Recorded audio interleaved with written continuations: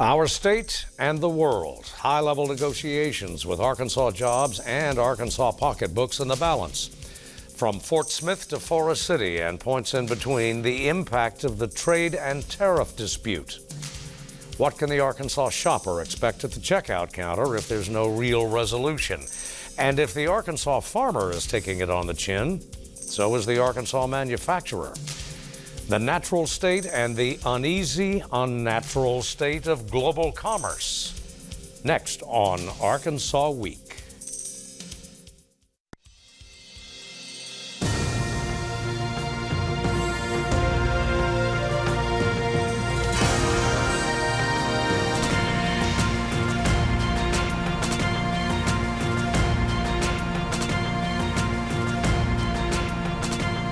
Support for Arkansas Week provided by the Arkansas Democrat-Gazette, the Arkansas Times, and KUAR FM 89. Hello again, everyone. Thanks very much for joining us. This week's edition is aimed at a moving target, the trade and tariff wars between Washington and Beijing. The stakes for both countries are enormous. Hundreds of billions of dollars merely in the near term. For Arkansas, hundreds of millions in the near term. Our exporters, agriculture, of course, row crops, animal protein, but manufacturing too, finished goods and components. Consider as well the cost to Arkansas consumers of those products, now subject to higher import duties. But in addition to the superpower standoff, still unresolved are commercial agreements between the U.S. and Arkansas's two biggest markets, Mexico and Canada. For a clearer picture of the issues, we're joined by Dr. Michael Pakko, who's chief economist and forecaster at the Arkansas Economic Development Institute at UALR, Kevin McGilton, vice president of government affairs for Riceland Foods Incorporated, and Dr. Charles Venus, for longer than a decade now, an economic consultant in Arkansas. I'd count 5 decades or a little bit longer. Anyway, gentlemen, thank you very much for coming in.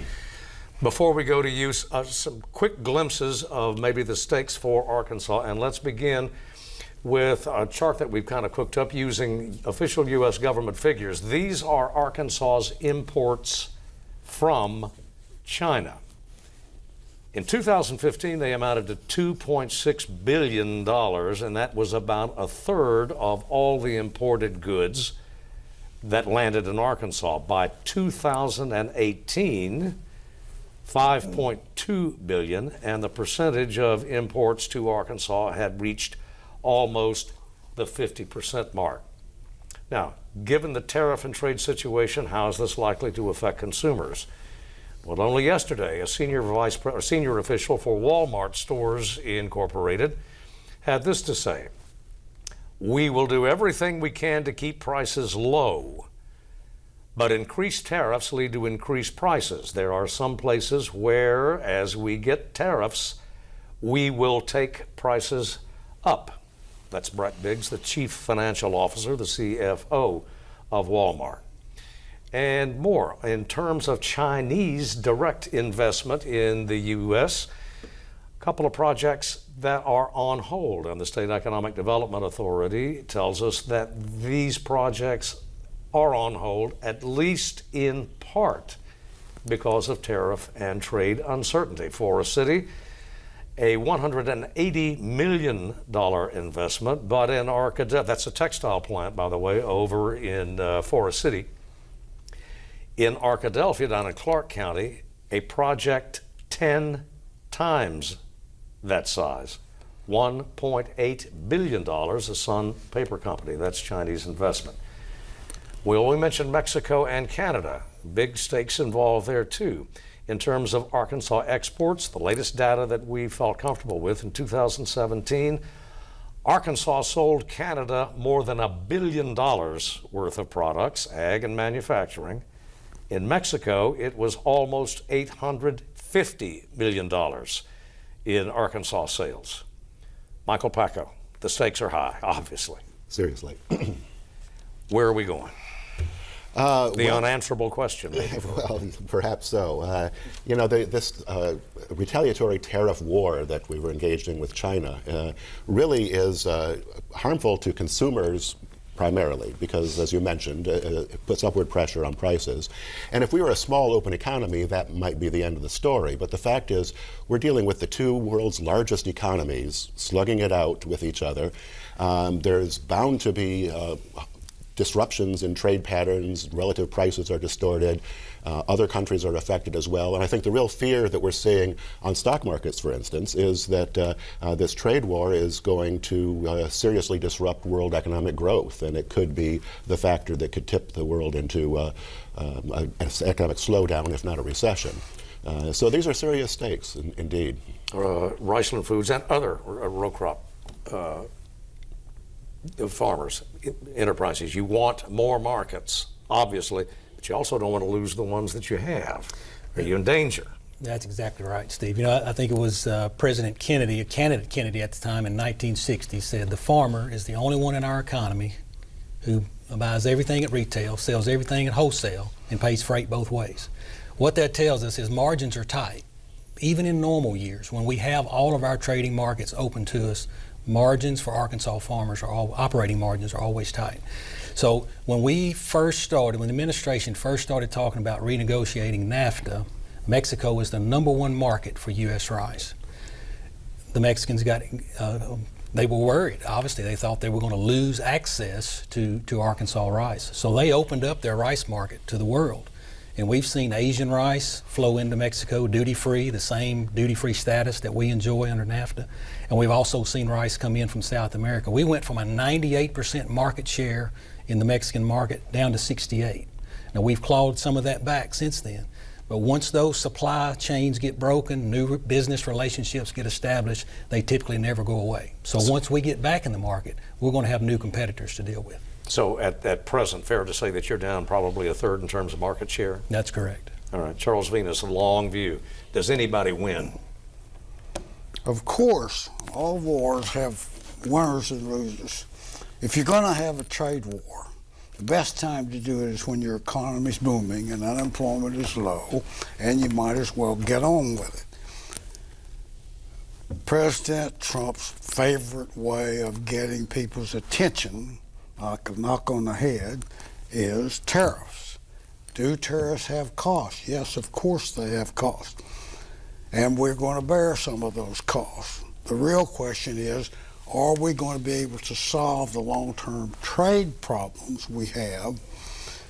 If you assume that we have spent 40 years being nice guy around the world and signing trade treaties that were not particularly bad for us, but not particularly beneficial either, and that those need to be corrected, which Mr. Trump has assumed is true, then the way you go about it is you start a trade war, get their attention, rewrite the treaties.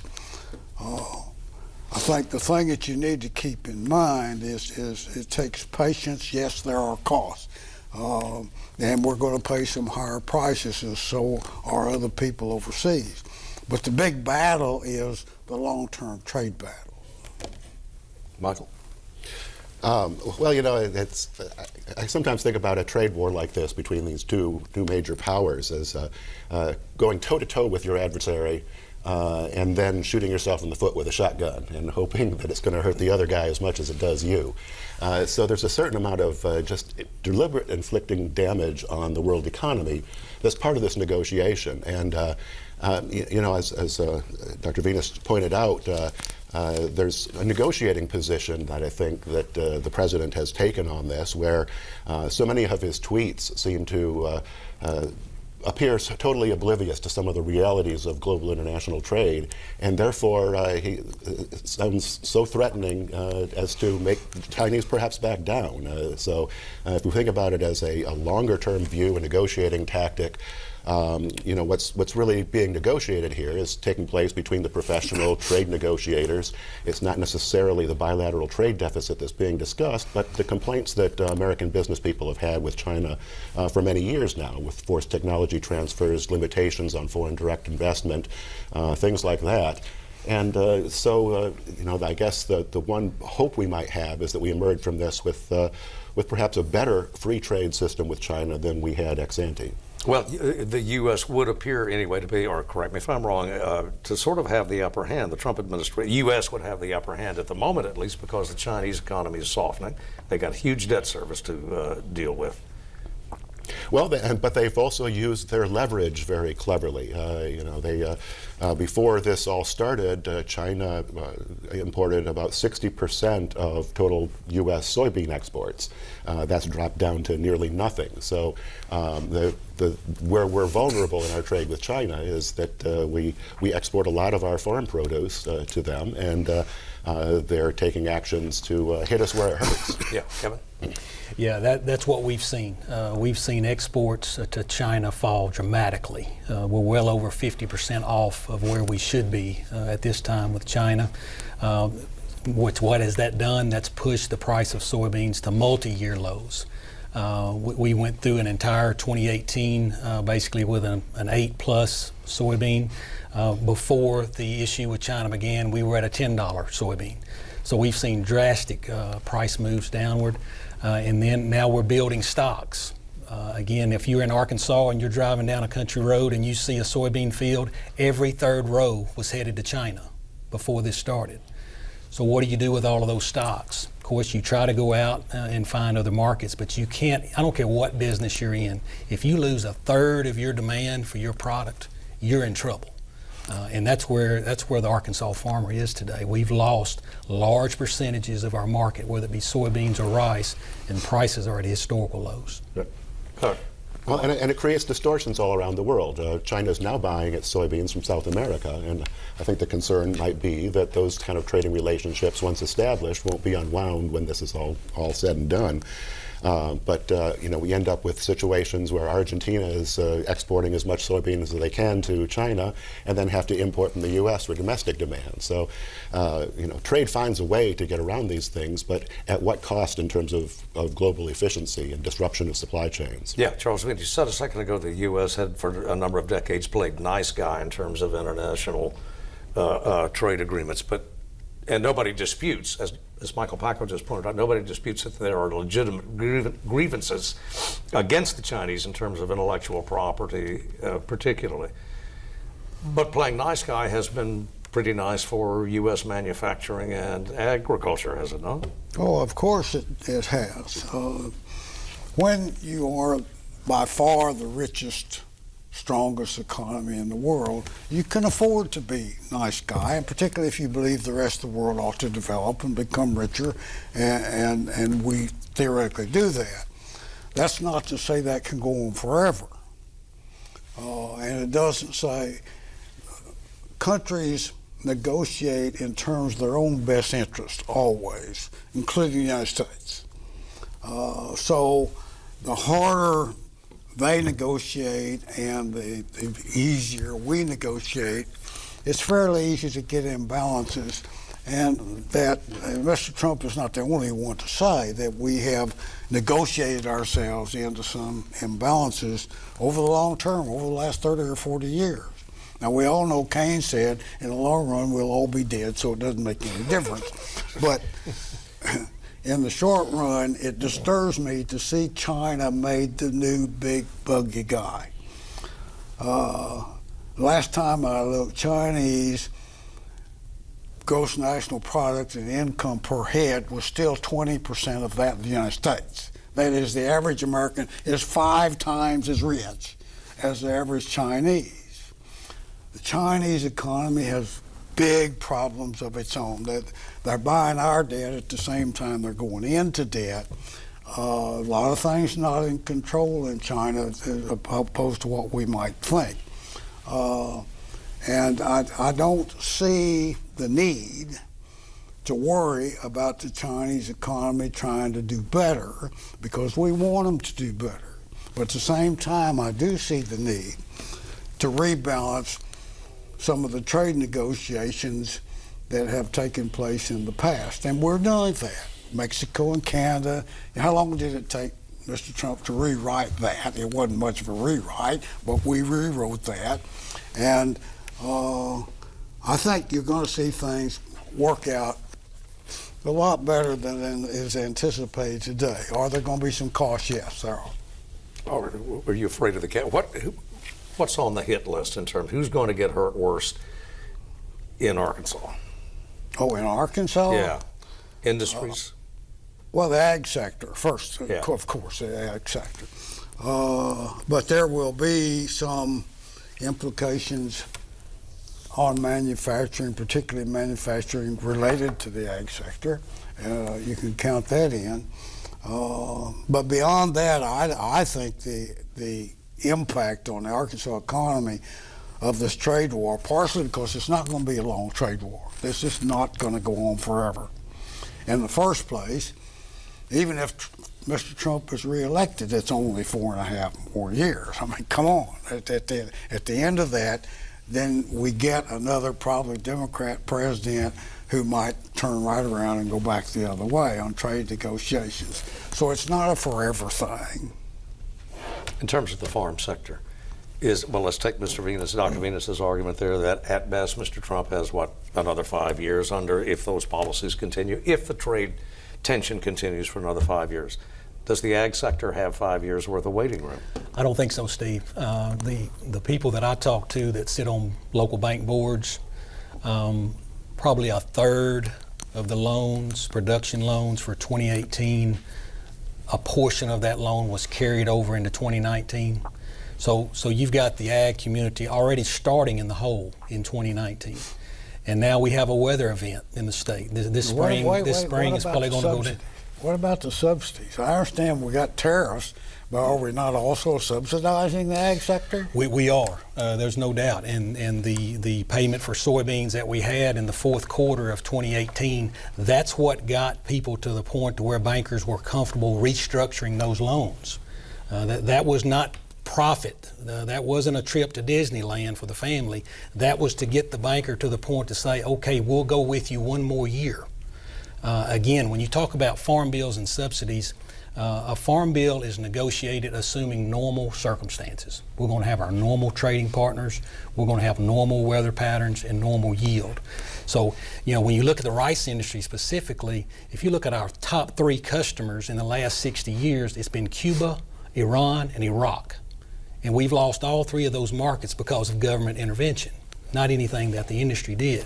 So we've gone and built those markets. The farmer is invested. The farmer has used checkoff funds in China. We've used checkoff funds in Mexico, and we've built those markets to what they are today.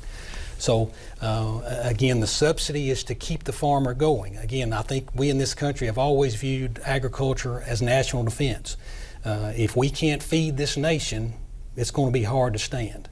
And going back to the 1930s, when we started farm programs, we've got to keep the American farmer on the farm so we don't have to rely on other countries to import food. Yeah, you quoted Charles Venus, you quoted Keynes a little earlier. You got any Hayek that you want to throw out, or Adam Smith here? There's no normal anymore. Things are not normal, and they're not going to get back to normal anytime soon. And we're not going to not be able to. I mean, we're talking about exporting half the soybean crop in the United States to China, which is now being replaced by Brazil, and we want to talk about may or not be able to feed the American people. Come on, get real. This is a short-term squabble among nations, and there will be some costs, but it's not going to last forever, and it's not going to be that significant. 4 or 5 years from now, you look back and laugh at this. Michael Pakko. Well, Oxford Economics has estimated that the current standoff is going to cost American consumers about $300 per year per family, which, as you point out, is not huge, but it is a cost. It is a cost.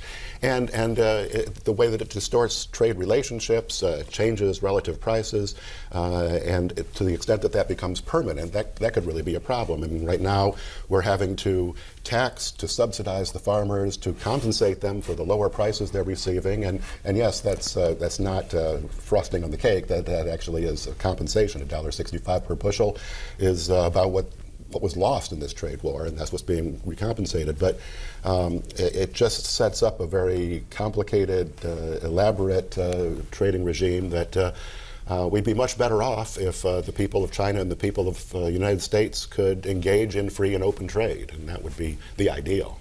The $300 is 1% of the average American income. Come on, this is going to ruin the United States because we got to give up 1% of our income. I didn't say it was huge, but it's a cost, an ongoing cost that we're all going to bear. Mr. Trump says that the farm community is willing to take it on the chin for take one for the Gipper. I got my metaphors mixed up there. But they're taking one for the country, willing to stand up. What do you hear? I think what we see is patients are getting short. Again, when we were talking the fall of 2018, I think the message that was being presented to the administration that we needed to have this wrapped up by the spring because planning decisions are going to be made. And then as we saw that harvest come in for 2018, not a good harvest. The wet conditions, we tore up a lot of fields, Steve. The beans had a lot of damage, so we had high discounts for damaged soybeans. So the revenue that we've seen come in has put a lot of stress on family farms. I mean, we're hearing from multi-generational farms. I mean, people's family have been farming for 50, 60, 70 years. They're at the edge. They're at the breaking point. So yeah, when you look at it at a national scale, it's $300 a family. But when you start drawing a circle around agriculture in Arkansas, it's whether you stay in business or not. It's whether if your family can continue farming. So it's critical. It is critical that these negotiations get wrapped up soon. And yes, it's critical that we continue to look at the losses that are being made because of the trade war and try to figure out how to keep the Arkansas farmer on the farm. Well, we've kind of leaned toward the ag sector in this half hour, but manufacturing's involved too. There are quotas on aluminum, import tariffs now on aluminum, steel, other metals that a lot of Arkansas manufacturers really need to get a product out there. Michael? Well, yeah, and that's where the price increases at the border get translated into increases in prices at various input levels throughout the economy. Steel and aluminum are used as inputs into production of a wide variety of other goods, and so there's a cascading effect when we see the increase in prices from the tariffs themselves being causing ripple effects throughout the economy. And that's where most of the influence on household budgets is going to take place, is through higher prices in all consumer goods that use these imported raw materials. Yeah. Charles Venus selling an awful lot of television sets at Walmart. Well, that's true, but... And washcloths and shoes. According to Michael, we're not going to sell all that fewer.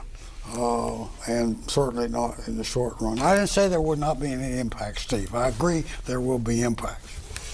But to make a great big deal out of something that, as I said before, all we're talking about is Mr. Trump's preferred way of getting somebody's attention. And he's done that. Whether we like that or not, or agree with it, or whether it's the best way to do it, I don't know, but that's what's going on. Let's not make it any more than it is. It's a way of getting their attention to renegotiate things that he thinks were misnegotiated for years and years and years. So we're now talking about trillions of dollars instead of billions of dollars, and I grew up on thousands of dollars, and I'm beginning to think we're going to run out of money. What comes after a trillion? What's bigger than a trillion? Euro printing and engraving. Well, we don't. We're making too much out of it. Well, if you get along with your neighbor, everything is political. Let's start with that predicate. Everything is political. How much of the current trade and tariff deal, and Mr. Trump ran successfully on tariffs and trade, called NAFTA a horrible deal, the Pacific Agreement was horrible, all these trade agreements were horrible. How much of this current dispute, going into its third year now, is rooted in economics, and how much of it is purely political? Charles Veen? Well, it is, there's no doubt it's political. But it has a background in economics if you accept the premise that we under-negotiated our position for a long time, and that needs to be adjusted, because that's what this is about, is trying to adjust the past arrangements. Will that succeed? We don't know. Probably the United States, given the NAFTA change and how quickly that took place, although it didn't change it much, the United States has the strength and power to change these relationships. with China, with Russia, with Europe, and certainly with Mexico and Canada. It's already been proved.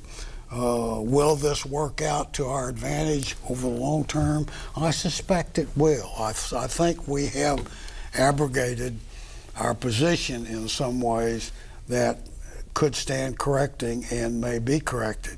But we look at it this way: we've only got 5 more years to do it, if we're going to do it. Too short, Michael McGilton. Again, 5 years for that farmer who carried over a production loan from 2018. He's thinking 5 months. 5 years would seem like an eternity. So again, that's what we're pressing with the administration. You're running out of runway here. It's time to get this thing off the ground and get us back to the trade relationships that we had, so we can get back in there and start building those markets back. Gentlemen, we're simply out of time. We thank you very much for a good-spirited conversation. Maybe we brought a little light onto a subject that's got a lot of heat. As always, thanks to you for watching, and we'll see you next week.